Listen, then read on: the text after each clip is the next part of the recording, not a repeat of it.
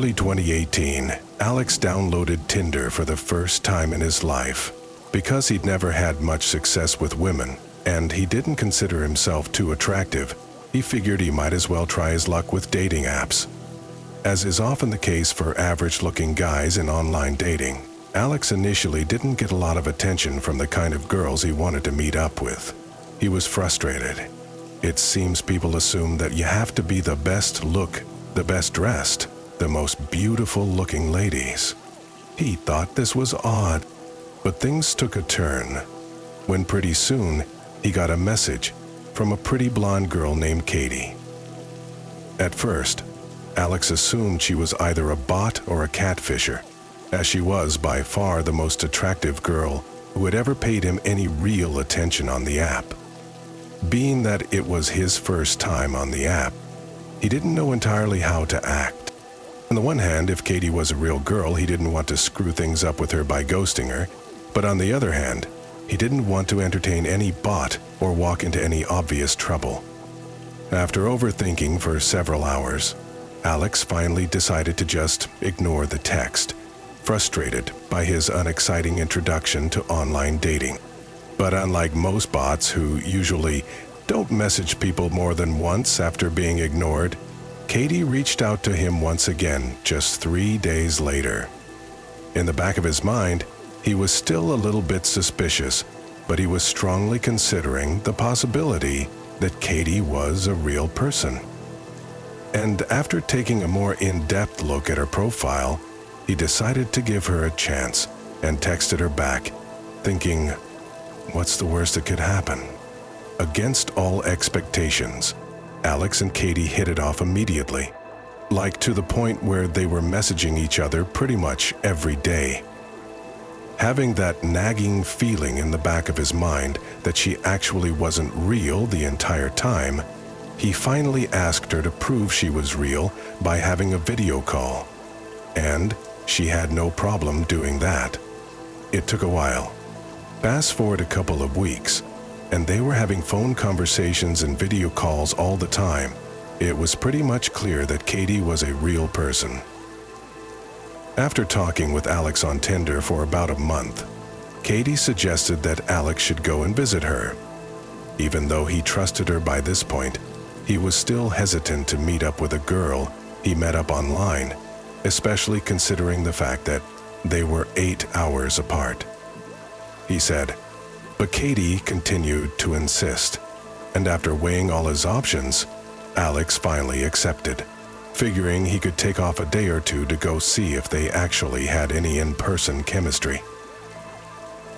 When the day came, he was nervous, but the last thing he wanted to do was cancel on her. So he started to drive to Katie's place. However, not long into it, he started to notice something was a little off. She messaged him almost compulsively to ask him where it was and how long until he was going to be there. Even though she must have known Alex was driving, whenever he took more than half an hour to respond, she would spam him with texts, insisting he check his phone more often.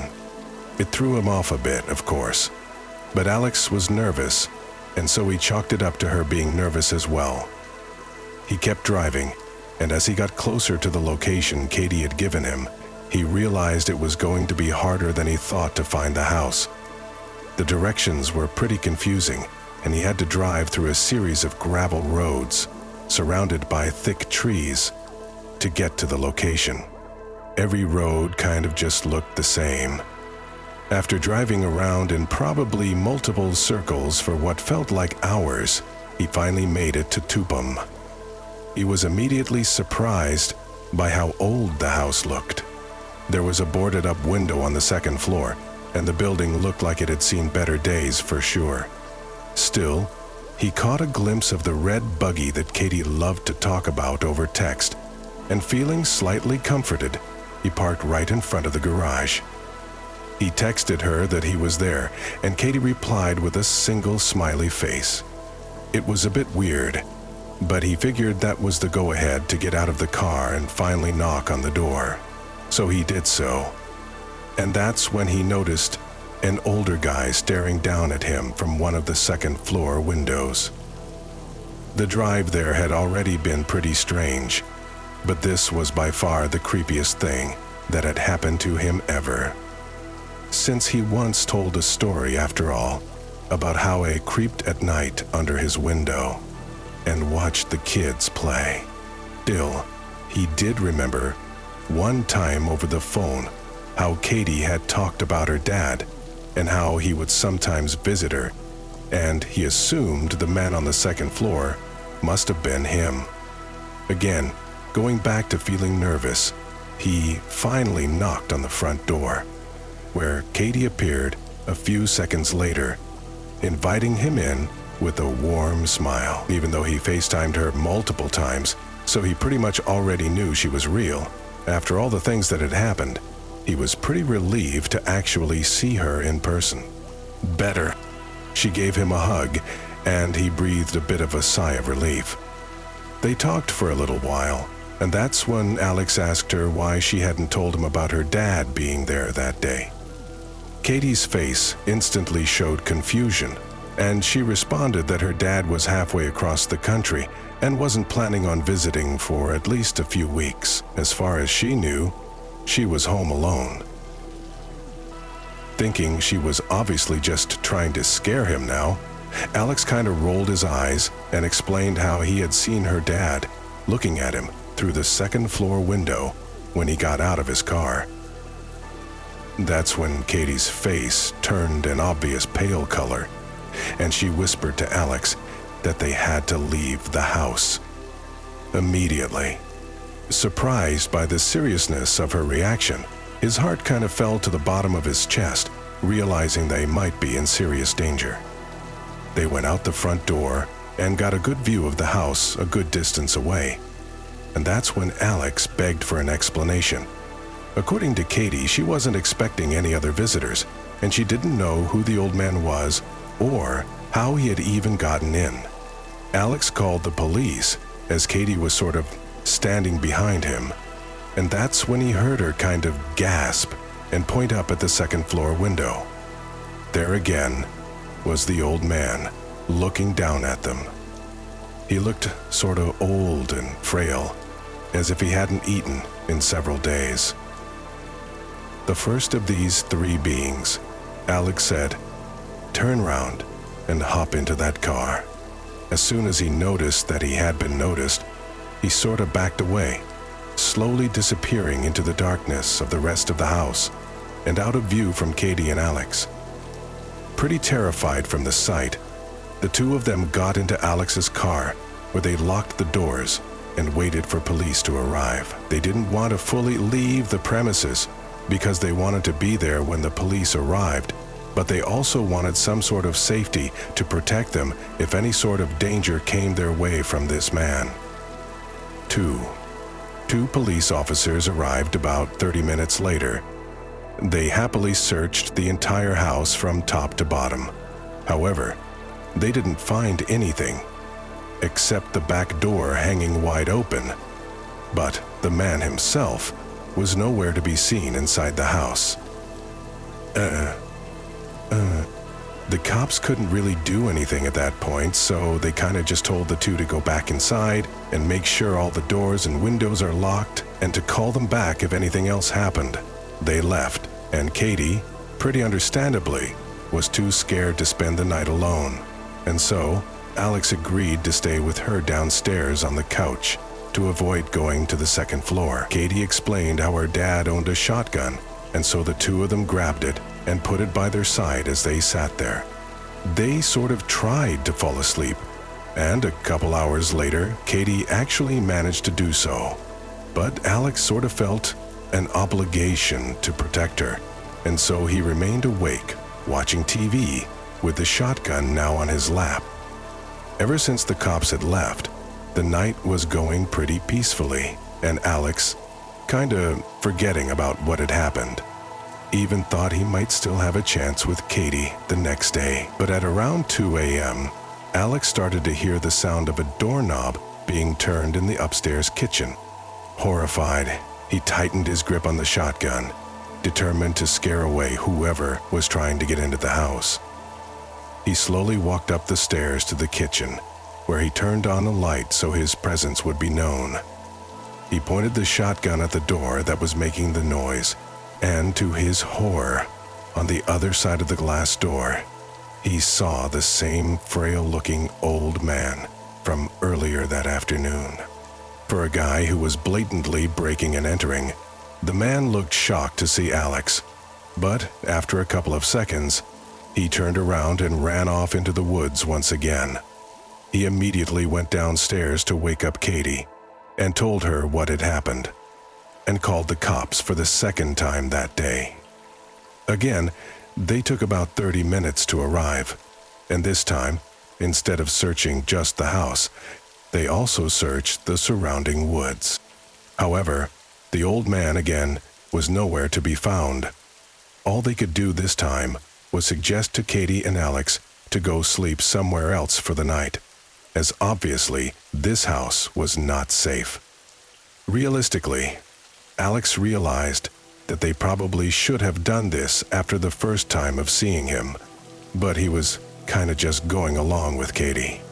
Obviously, he realized this wasn't the best first date, but he was just happy that the two of them were okay.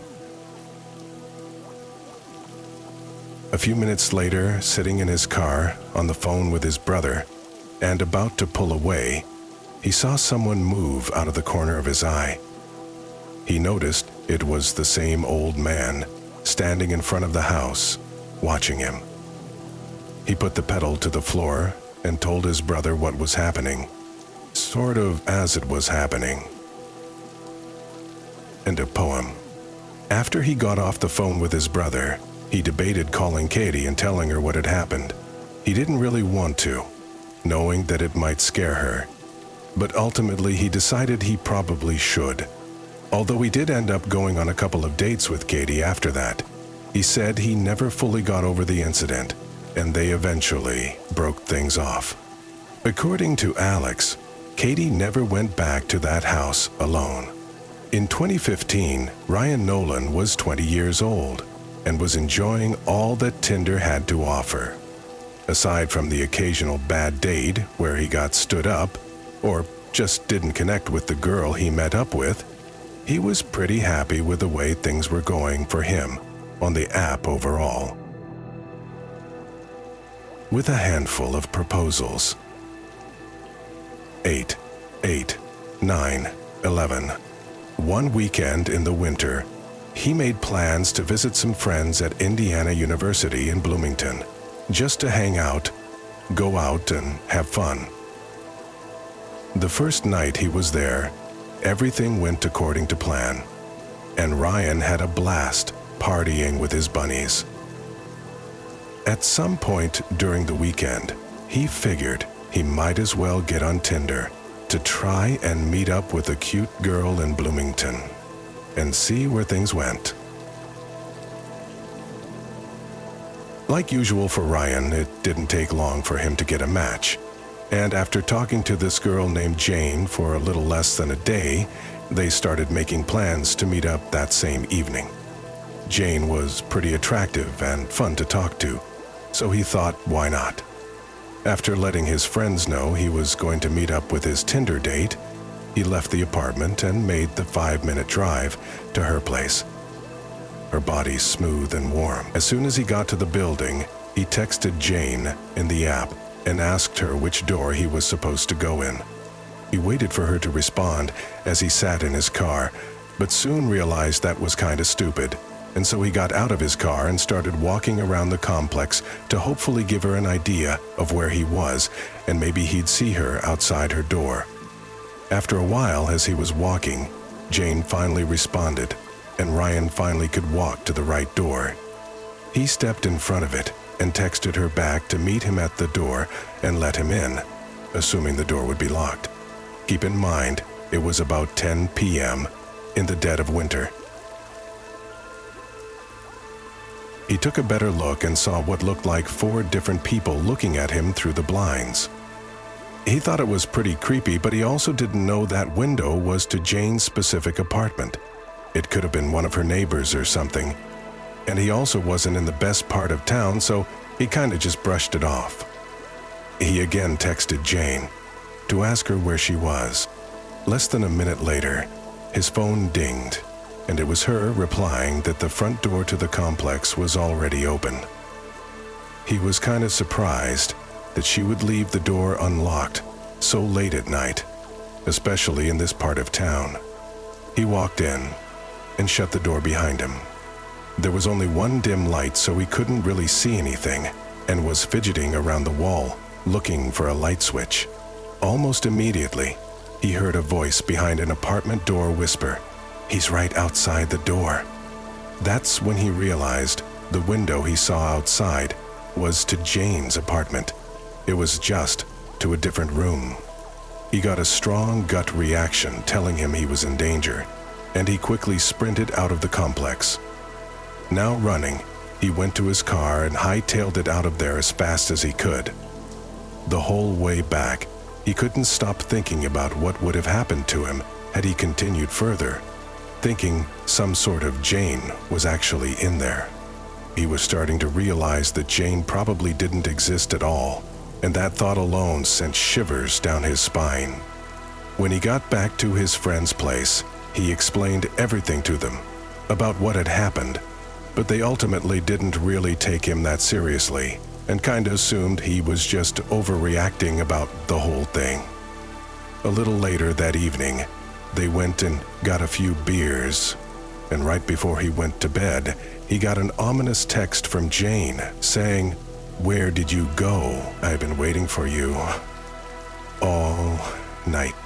Immediately, he blocked the number and went to sleep. He never found out who exactly was waiting for him in that apartment, but if one thing's for sure, he knew it wasn't a girl named Jane. In 2021, Abe was dumped by his long-term girlfriend. The experience left him pretty bruised up, but after a while, he decided to get back out there and start dating again. Abe was more on the shy side, and so he wasn't the best at asking girls out. He wasn't exactly sure why, but either way, it wasn't his strong suit. When Abe had met his ex 6 years earlier, Tinder and other dating apps were just becoming popular, so online dating was pretty unfamiliar to him. But now he was single, and so he was pretty excited to try it out for the first time. He had a few friends that had found success on dating apps, and so he was pretty optimistic.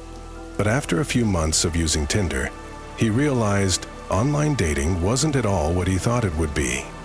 He only managed to meet up with one girl at a park, and after 20 minutes, she played the classic phone call move, claiming she had gotten called into work. As you can probably guess, he never heard back from her again. He was about to call it and just give up on dating apps completely when he got matched with a girl named Danny. She was a really pretty girl who he knew was way out of his league and had a sneaking suspicion that he was being catfished or played by one of his friends. He'd heard many stories of catfishing, and at one point he thought for sure Danny was going to be some 50-year-old dude. But because he didn't have many other options, and he was thrilled at the small possibility of Donnie being who she said she was, he continued to talk to her anyway. They talked for a few days, and finally agreed to meet at a local park, which Abe thought would be a perfect spot for a first date. There was this big lake in the middle, and a series of trails that went all around the lake, which he thought would be pretty romantic. She thought. They agreed to meet up at 5 p.m. when the both of them had gotten off of work. A little after 5, she messaged him, saying she was walking to the pavilion while the picnic tables were. He looked over to his left, out of his car window, and sure enough, there was the girl from the Tinder pictures. She was actually real. A newfound nervousness, knowing that she was actually real, Abe got out of the car and walked up to her. They were able to talk for a few hours, and actually had some pretty good chemistry between the two of them. Abe honestly couldn't believe he was pulling it off. Later that evening, as their talk was starting to wrap up, they decided to go for a walk on one of the trails, not wanting to end the date, and even though it was starting to get dark out, they decided to do it. Normally, Abe would never have agreed to walk in the dark with a stranger he had just met online. But he felt calm with Danny. For some reason, he trusted her. They even held hands, and for the first time since he had been dumped, Abe felt something special.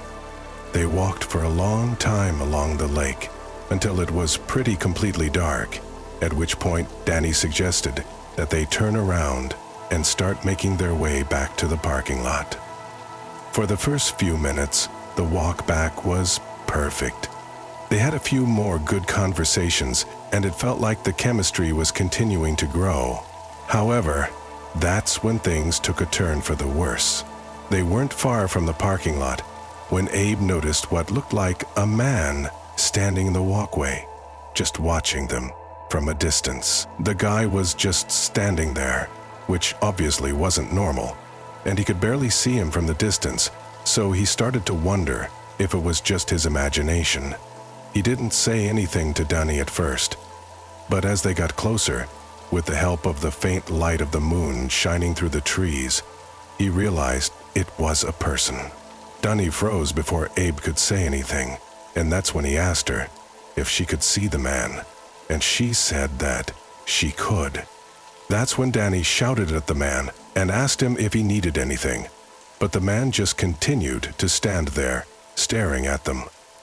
Abe was a bit taken aback by this, thinking they should just sneak away rather than make some giant scene about it. He thought this would put them at a better chance of being attacked, but he also didn't want to seem too scared in front of Danny. He tried to write off the whole thing as some idiot trying to play a joke on them, doing his best to hide the fear in his voice as he also yelled out. Danny reluctantly nodded towards the man, ensuing that they should keep going, and so Abe did so. He walked with her. He continued to pray that the man was just playing a joke on them, or that he would just turn around and leave them alone. But the guy didn't move at all. To make matters worse, they could now clearly see that he was concealing something behind his back. When they were about 10 feet away from him, the man finally moved his hands from behind his back and pointed a hunting knife at them. In a low and rough voice, he commanded them to turn around and put their hands above their head. Clay sort of froze up, not realizing the reality of the situation he was in. He honestly had no clue what to do. He had never been robbed before, and at that moment, he knew he was in very real danger. Suddenly, he heard something splash against the back of his hand and saw some eyes floating by the horizon. Abe sort of froze up, not realizing the reality of the situation. He thought he was being robbed. "Damn it," he called out. And that's when he suspected Danny of setting him up. He kind of looked over at her and wondered if she really could be behind this. However, that thought quickly left his head when Danny started to aggressively argue with the guy. Before Abe could even process what was happening, she started running at the armed man. Right before she reached him, she kind of threw her body at him and managed to knock him over. As soon as the man hit the ground face up, she shouted for Abe to run. Abe, kind of now even more taken aback by what he was seeing, just stood there but finally started to run. He didn't want to leave Danny alone, but he didn't really need much more convincing. A couple of seconds later, Danny managed to get up and caught up to Abe. They could both clearly hear the man running after them as they made their way off the trail and sort of down this short cut towards the parking lot. As soon as they got there, they both threw themselves into Danny's car and drove off, not even checking if there was anyone behind them as they pulled out of the parking lot. As they picked up speed, and were starting to actually drive off, Abe looked in his rearview mirror, and that's when he saw the man with the knife in his hand, still standing there. "Oh," Alfred said, looking breathless. And that's when he saw the man with the knife in his hand, still standing there. He was standing alone in the parking lot, again, just staring at them as they drove off. Another thing they did notice is that there were other cars in the parking lot at the time of leaving. There were 3 other ones. This made them think that the guy may have had other accomplices with him. When they were a safe distance away, they called the police and reported what had just happened. The cops arrived at the scene pretty quickly, but the man was long gone, and the only car left in the lot now was Abe's. After they gave their statements to the cops and they left the area, they decided to go on a late-night dinner and stayed up all night talking about what had just happened. It was almost like the shared sense of danger from the incident had brought them closer in some way. And despite his horror, Abe decided to just go with it. Fast forward to 2 years later, and Abe and Danny are now engaged. Whenever they're asked about how they met, they always have a laugh at people's reactions, where they tell them that they met on Tinder and almost got killed on their first date. When he was 21, Taylor had just gotten dumped by his girlfriend and had also recently become a police officer. As a 21-year-old new cop, he had this sort of "I'm invincible" and "I can take on anyone" mentality. So, when he downloaded Tinder and matched with a good-looking girl named Brianna, who was way out of his league, he assumed things would go great for him. After getting to know her a while on Tinder, they finally set up a date to meet. Brianna had mentioned how her house had this great open field to sort of just look at the stars, hang out, and talk. And she offered for it to be their first date location. Taylor thought it was as good a spot as any, and agreed. When the night came for them to meet, he was pretty excited to pick her up, and she seemed pretty excited as well as she got into his car. As she guided him to the field, Taylor knew it was going to be a great night. Sylvia. They had lucked out with the weather, and there were a ton of stars out, and it was this huge, peaceful, open space with some nice woods. There were deer, and there were even other wildlife visible in the distance. It was the textbook perfect spot for a first date. However, as soon as Taylor parked the car, he noticed some really dim headlights in the distance. It looked like a van, but he wasn't entirely sure. When the vehicle got closer, he confirmed that it was a van, and he was a bit confused, thinking they were the only ones on the property.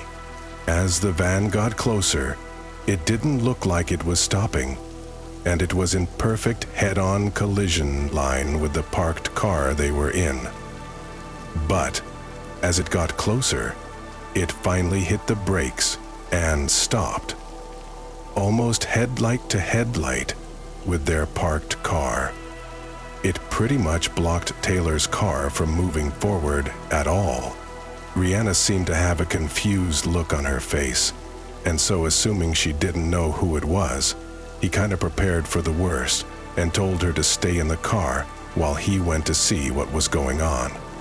He grabbed his flashlight and walked up to the van, where he saw a pretty big dude sitting in the driver's seat. Sort of angrily at this point, he asked him what was going on and if he could back up his car a little bit.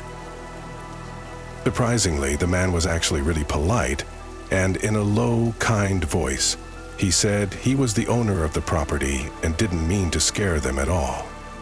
According to the man, who introduced himself as Bob, he had been having trouble with poachers on his property, and just wanted to make sure Taylor and Brianna weren't going to be shooting at the deer or hurting any of the other animals on the property. Taylor, a bit taken aback by this, lowered his voice to a more calm level. He smiled politely and assured him that they only came out to look at the stars and the wildlife. Bob seemed to be pretty happy with his explanation, and a few seconds later, he wished them a nice evening and drove away. However, now Brianna, for whatever reason, didn't seem to be on the same page, and he noticed something very off about her behavior. Instead of actually talking to him and enjoying the date like they were just before, she was now texting non-stop, and when Taylor asked her who she was talking to, she refused to answer. He thought it was pretty weird, but he chalked it up to her nervousness or whatever and tried his best to strike up a fun conversation with her.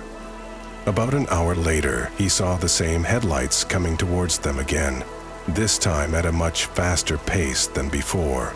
Feeling that he and his date were now in serious danger, he hopped in his truck and moved to a more defensive position. After the van screeched to a stop, inches away from Taylor's car, even closer than before, Brianna jumped out of the truck and ran towards the van. Taylor, at first, was sort of confused, thinking why she would run to this van that seems to be a threat to them. However, that's when Taylor realized he had been set up. Thinking quickly, he got out of his truck and commanded them to get on the ground. Obviously, though, neither Brianna or who he now realized was Bob complied. To Taylor's horror, Bob then charged at him and knocked him on the ground.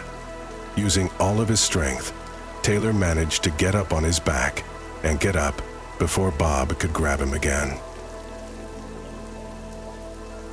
Everything was happening too quickly for him to process, but he knew he had to do something quickly or something really messed up would happen to him. That's when he saw Brianna, who a second ago he trusted, grab the metal pipe from Bob's van. She sort of shouted at him that they had a gun, but that if they gave them all his money and his truck, he would walk away unharmed. Brianna grinned. Now again, Taylor had this sort of I'm invincible kind of mindset, and so he refused, to which Brianna started to cry, saying that she didn't want to hurt him if she didn't have to. When he saw Bob run back to the van, he finally revealed to them he was a cop, and he drew his concealed gun and commanded them to get on the ground. After a moment of shock, they finally complied, and Taylor scrambled to call 911. It's 911. Just as he was telling dispatch that he had 2 suspects at gunpoint and needed backup immediately, Bob and Brianna got up and quickly started sprinting away into the darkness. Even though he knew it was a dumb choice at the time, Taylor initially started chasing them and ran into the woods around the field. The chase lasted maybe 3 seconds, when Taylor heard 3 loud pops and saw a muzzle flash in the distance. Very loud. Now feeling true panic for the first time that night, he sprinted back to his car and put the pedal to the metal until he was a safe distance away. Minutes later, he went back to the house where he had picked up Brianna, called dispatch again, and asked the cops to come to that location. As soon as his sergeant and field training officer got there, obviously knowing who he was, they sort of gave him crap about having to call the cops when he really was the cops. He was just off duty. However, at the same time, they did recognize the seriousness of the situation and got in a patrol car and all drove down towards the field. To everyone's surprise, the van was still there. To Taylor's disappointment, his sergeant ordered him to stay in the car, keep his mouth shut, and only come out if they were getting shot at. Havoc, the driver called. Can't take your car out. Sure thing. Although the sergeant and training officer didn't find any sign of Bob or Brianna, they did find drugs in the center console of the car. But that wasn't all they found.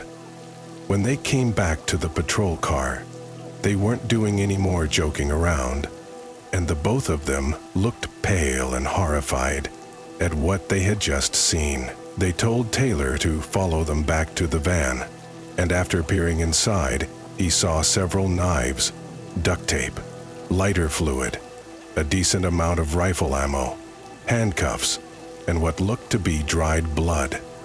In the front passenger's side, they found an AR-15 style rifle and 2 more handcuffs.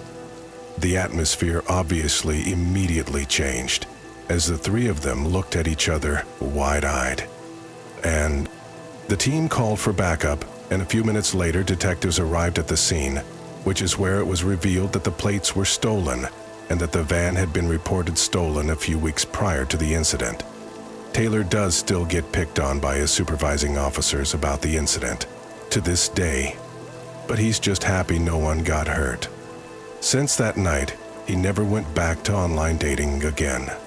In 2019, Sabrina matched with a guy on Tinder named Nick, who she thought was really cute.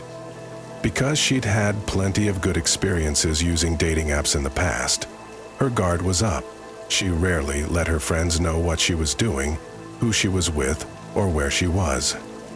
For the first couple of dates with this guy, they went to get coffee or on walks outside. After about 2 weeks of dating, Sabrina decided she really liked Nick. He was friendly, good-looking, he was funny, he had his life together, and they also had great chemistry together. For their 3rd date, Nick suggested that Sabrina should come over to his place to have some wine, feeling safe and comfortable enough to be alone with this guy at this point. Sabrina agreed.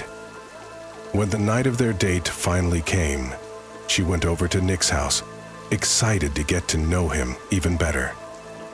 The 2 joked around for a bit and started talking like on their previous dates. After a while, Nick poured her a glass of wine. At this point, Sabrina thought things were going really well and she felt comfortable in his company. However, after a while, at about 8 p.m., Sabrina started feeling a little funny. She felt almost sleepy and a little weak. She had trouble stringing a sentence together. Now, in the past, Sabrina had been roofied once before at a college party, and so she immediately recognized the effects as soon as they kicked in. But at the exact same time, now realizing the danger of the situation she was in, she pretended she was feeling fine. From her past experience, she knew she only had a few minutes before she passed out and was left vulnerable and at the mercy of this man that she thought she could trust. She knew she had to do something, and so at around 8:15, Sabrina told Nick as quickly and energetically as possible that she needed to use the bathroom, trying her best to make it seem as if nothing was off. Fortunately, Nick didn't seem to notice anything strange about her behavior, and once she was inside the bathroom, she locked the door immediately and called the police. As Sabrina sat there, her surroundings starting to blur, she told them that she had been drugged and that they needed to come get her out before something terrible happened. Less than a minute after giving the cops Nick's address and hanging up the phone, she was completely out. But because she was still under the effects of the drug, she felt herself slide in and out of consciousness during this time. All she remembers is the police putting a bag over her head as they carried her out of the bathroom and into the patrol car. Following this entire incident, Sabrina was understandably traumatized, but at that point, she wasn't even aware of how badly things could have ended for her had she not reacted as quickly as she did. A few days later, she received a call from the police asking her to come down to the station to give her statement. Once there, she mentioned to the cops that the only thing she remembered clearly was that they had put a bag over her head, but that she could have imagined it due to the effects of the drug. As soon as she said this, the cops looked at each other uncomfortably and confessed that they had indeed put a bag over her head. Sabrina looked at them, kind of confused. They quickly explained that it was actually to protect her. When they walked into the apartment, They saw that Nick had set up something extremely disturbing for her in the living room, and that seeing it would have been too traumatizing for Sabrina. She immediately felt a shiver go down her spine. Because Nick was thrown in jail following the incident, she never found out what exactly he had prepared for her. However, she kind of sees this as a good thing. After this whole nightmare, Sabrina deleted Tinder and vowed never to go back to online dating again.